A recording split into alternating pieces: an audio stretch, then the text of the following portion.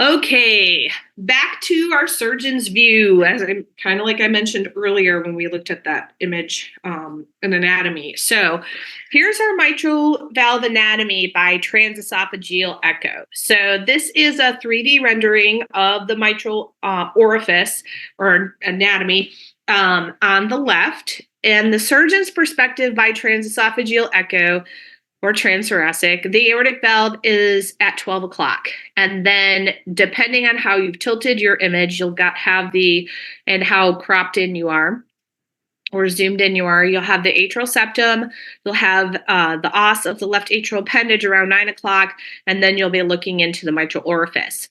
And the nomenclature for our leaflets for each of the segments, it starts at the anterior commissure of the mitral valve, which sits directly under the ostia of the left atrial appendage. So A1, A2, and A3, and then it goes P1, P2, and P3. The other thing you can really appreciate from this view, which I think we don't think about as much when we're looking from the parasternal long axis, we can see that the posterior leaflet is shorter and the anterior is longer. But the posterior leaflet takes up more of the annulus than the anterior leaflet does. Excuse me. This also, on the right, shows you that relationship between the aortic valve and the mitral valve. And so they call this portion the aortic mitral curtain. And some places will call the anterior leaflet the aortic leaflet and the posterior leaflet the mural leaflet because it's the one that goes along the wall. And so this was taken from the 2017 native valve regurgitation guideline that David was a part of. But my understanding is there's more 3D on your test, and that is because of the structural heart disease and the use of TEE in that avenue. And so you're going to have to get on board and learn these views. So whether it's weighted to your overall score or not, I would anticipate seeing a surgeon's view.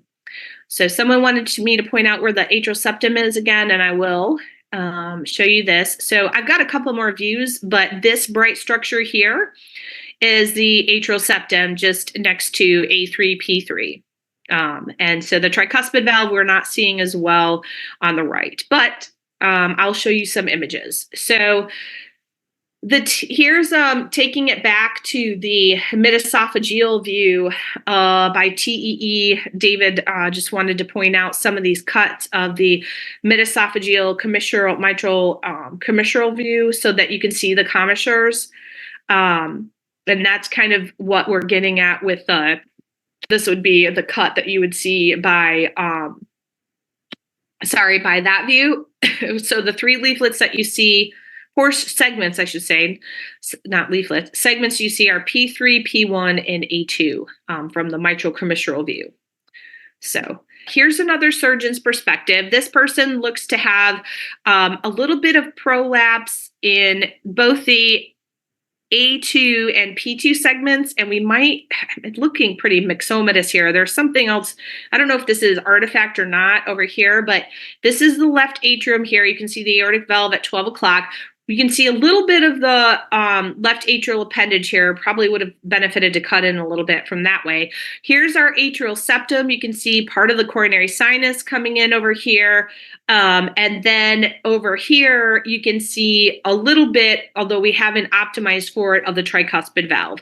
But you can see there's some dropout here by the A3, P3 segments, whether that's because of gain issue or if it's truly something wrong with the leaflets themselves. But see, this portion of the P2 segment is billowing back into the left atrium, and this part is as well on the A2 segment. So I would anticipate seeing some MR in that case.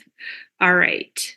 So next image that we have on page 92 is we can see color flow Doppler, and it taking up the whole entirety for the most part of the left atrium here. Clearly that there'd be enough to work on for measurements as far as PISA goes by the leaflets here.